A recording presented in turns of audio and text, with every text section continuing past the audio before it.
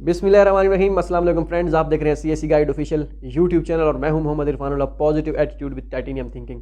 Video हमारे दूसरे channel Irfan इकराम लिगारी वाले चैनल पे आएगी।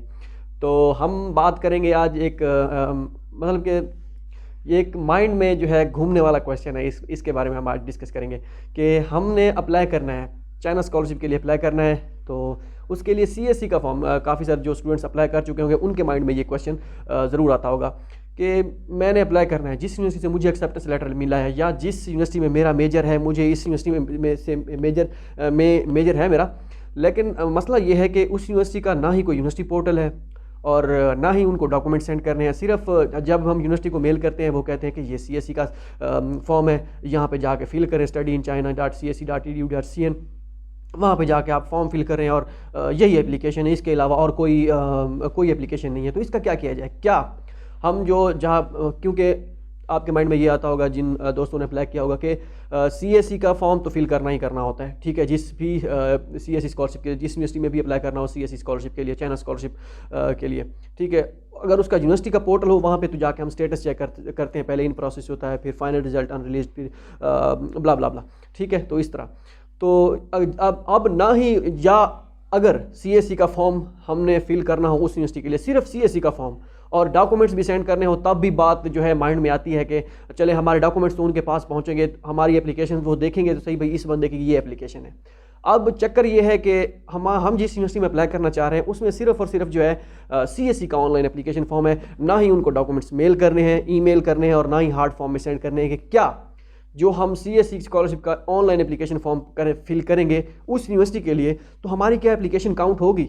क्या हमारी उनके पास एप्लीकेशन जाएगी? उनको कैसे पता चलेगा कि हमने एप्लीकेशन सबमिट किया? क्योंकि सीएससी का फॉर्म तो एक जनरल सा फॉर्म है, वो तो सबके लिए फिल करना होता है। उनको कैसे पता चलेगा हमारी एप्लीकेशन के बारे में?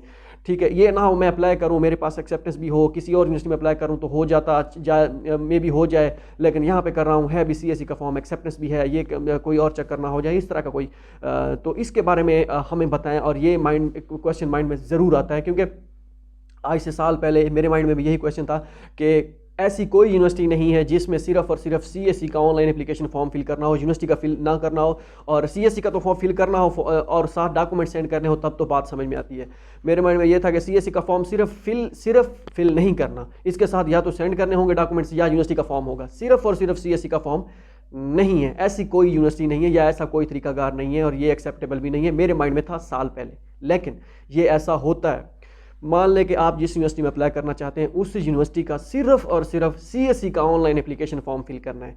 कोई यूनिवर्सिटी का ऑनलाइन एप्लीकेशन फॉर्म नहीं है, कोई डॉक्यूमेंट सेंड नहीं करने और ना ही कोई ईमेल करने हैं डॉक्यूमेंट्स उनको। तो आप ऐसा कर सकते हैं, कोई मसला नहीं है। अब क्या होता है, आपको एप्लीकेशन आपकी कैसे ट्रैक करेंगे? वो मीन्स कि आपने एक यूनिवर्सिटी में अप्लाई किया, आप मान लें कि किसी भी नैनजिंग नॉर्मल या कोई चाइना की किसी यूनिवर्सिटी में आपने अप्लाई किया, उसका सिर्फ और सिर्फ सीएससी का फॉर्म था।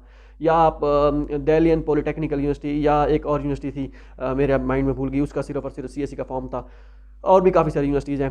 तो आपने उसका फॉर्म फिल किया, ठीक है, ना ही डॉक्यूमेंट सेंड करना है ना कुछ। आपने फॉर्म, आप क्या करें, फॉर्म फिल करके जो है, या fusion normal university I think एक है, फॉर्म अब क्या करें? फॉर्म तो हमने सबमिट कर लिया, इसके बाद अब कैसे पता चलेगा कि हमारा एडमिशन हुआ है या हमारी एप्लीकेशन आगे उसने प्रोग्रेस हुई है, प्रोसेस किया है आगे फॉरवर्ड, ठीक है। तो कैसे पता चलेगा? तो इसका जो हल है वो यही है कि क्या हम ऐसा करें ठीक रहेगा या नहीं रहेगा, ये भी एक सवाल है। तो बिल्कुल कर सकते हैं, कोई इशू नहीं है इसमें।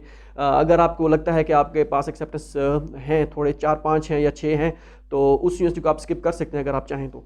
लेकिन अगर आपके पास कोई ऑप्शन नहीं है, या आपको लगता है कि वो प्रोफेसर स्ट्रॉन्ग है बाकी बाकी प्रोफेसरों की निस्बत, कि मैं यहाँ पे अप्लाई कर सकता हूँ, करूँगा, तो आप वहाँ पे कर सकते हैं, कोई इशू नहीं है। अगर सीएससी का जस्ट सीएससी के फॉर्म की ऑनलाइन एप्लीकेशन हो, बाकी कोई डॉक्यूमेंट सेंड ना करने हो, तो कोई मसला नहीं है, वो आपकी एप्लीकेशन ट्रैक करेंगे। कैसे ट्रैक करेंगे? वो ये है इसका तरीकाकार कि जब ही आप एजेंसी नंबर पुट करते हैं, याद होगा आपको सीएससी की जो बी कैटेगरी की एप्लीकेशन होती है, हर यूनिवर्सिटी का एक स्पेसिफिक एजेंसी नंबर होता है, कोड समझ लें।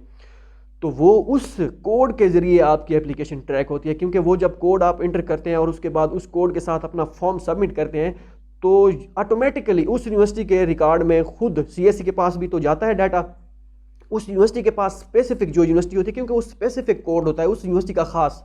तो जितनी भी एप्लीकेशंस उस कोड के साथ सबमिट होंगी तो वो कोड जो है जो वो कोड होगा वो उस यूनिवर्सिटी के पास सारा डाटा आ जाएगा। मींस कि एक यूनिवर्सिटी है मीन के DUT Delhi university of technology, उसमें 100 स्टूडेंट्स जो हैं उनका CSE मान लेके उनका यूनिवर्सिटी पोर्टल नहीं है फिलहाल तो है, मैं वैसे कह रहा हूँ। अच्छा फ्यूजन नॉर्मल यूनिवर्सिटी की बात कर लेते हैं कि उसका CSE का पोर्टल है, फ्यूजन नॉर्मल का DUT को छोड़ें उसका है पोर्टल, तो उसका सिर्फ और सिर्फ CSE का पोर्टल है, ठीक है।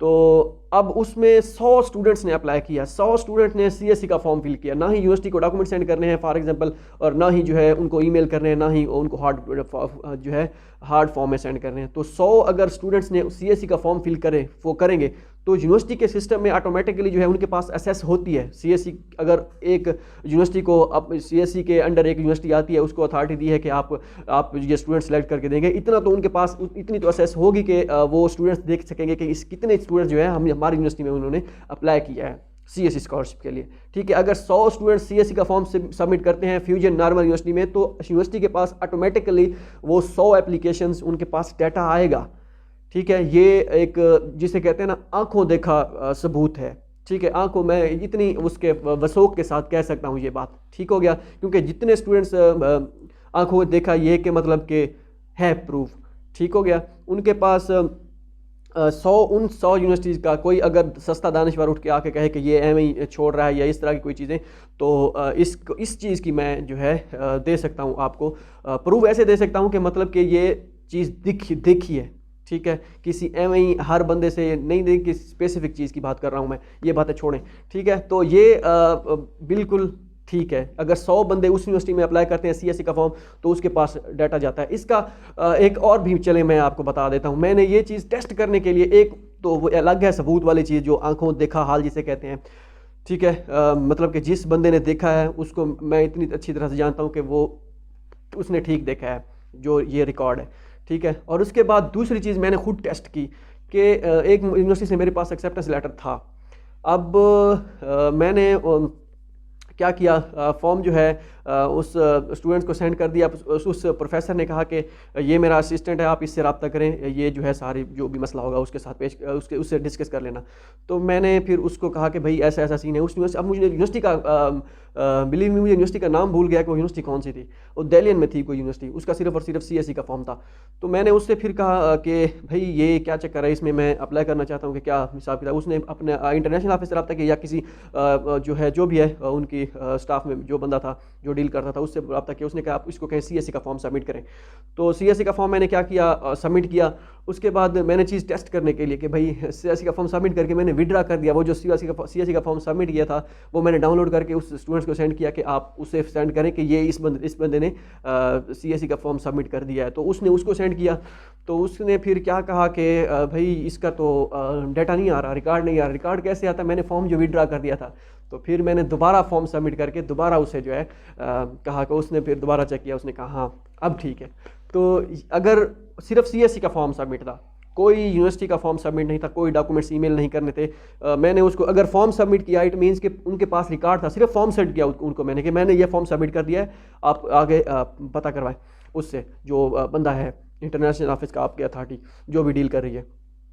तो इस तरह अगर होता है तो इट मीन्स के मैं सही कह रहा हूँ, ठीक हो गया। तो ये सारी चीज़ें अपने माइंड में ये चीज़ें निकाल दें आपके उसकी यूनिवर्सिटी की CSE की ऑनलाइन फॉर्म है। हाँ ये अलग बात है कि आपकी मेजर के कितने स्टूडेंट्स वहाँ पे सिलेक्ट होते हैं, वो कितने स्टूडेंट्स सेलेक्ट करते हैं, 10 करते हैं, 15 करते हैं, 20 करते हैं, 40-50, वो एक अलग डिस्कशन है। उसका मुझे भी नहीं पता कि इस यूनिवर्सिटी में कितने स्टूडेंट्स किस मेजर के सिलेक्ट होंगे। जिस चीज़ का पता होता है या जिस चीज़ की ना होती है उसके बारे में तो हम डिस्कस कर सकते हैं। ये चीज़ें एक अलग लेवल पर जा रुकती हैं कि इसमें कितने स्टूडेंट सेलेक्ट होंगे, वो आपकी किस्मत। लेकिन ये चीज़ अगर आप ऐसा सोच रहे हैं कि इसका CSE का फॉर्म है, सिर्फ ना ही डॉक्यूमेंट सेंड करने ना ही मेल सेंड करनी है, ये वो मेरी एप्लीकेशन वेस्ट हो जाएगी, ये बात अपने जहन से निकाल दें। इंशाल्लाह कोई इस तरह का चक्कर नहीं होगा। बाकी मेंटल सेटिस्फेक्शन वो लाजमी होती है। अगर आप मेंटली सेटिस्फाई नहीं है कि मैं इस यूनिवर्सिटी में नहीं करूँगा अप्लाई, किसी और यूनिवर्सिटी में बगैर एक्सेप्टेंस के साथ कर दूंगा, ताकि उसका यूनिवर्सिटी पोर्टल भी हो, CSE का फॉर्म भी हो और उनको डॉक्यूमेंट्स ईमेल वगैरह करने हो या ईमेल ना भी करने हो, यूनिवर्सिटी का ऑनलाइन पोर्टल हो, जब चलो मुझे तसल्ली होगी कि मेरी एप्लीकेशन मेरे आंखों के सामने जो है मैं रोज़ाना स्टेटस चेक कर सकता हूँ, ठीक है। तो ये चीज़ें अगर आप मेंटली सेटिस्फाई नहीं है इस चीज़ से कि CSE के फॉर्म से सिर्फ और सिर्फ CSE का फॉर्म है, तो वो आप पे डिपेंड करता है, मैं फोर्स नहीं करूँगा। लेकिन मैं आपको एक चीज़ की वो बता रहा हूँ कि ना हो आपके पास होनी चाहिए कि ऐसा भी होता है। अब अगर आपकी एप्लीकेशन, अगर आप सोच रहे हैं कि मेरी एप्लीकेशन कैसे आगे मूव करेगी, CSE की स्टेटस कैसे चेंज होगा, यूनिवर्सिटी का स्टेटस तो चेंज हो जाता है, ये वो थोड़ा सा जो है स्पीड थोड़ी तेज़ होगी, तो आपको ये बर्दाश्त करना पड़ेगा।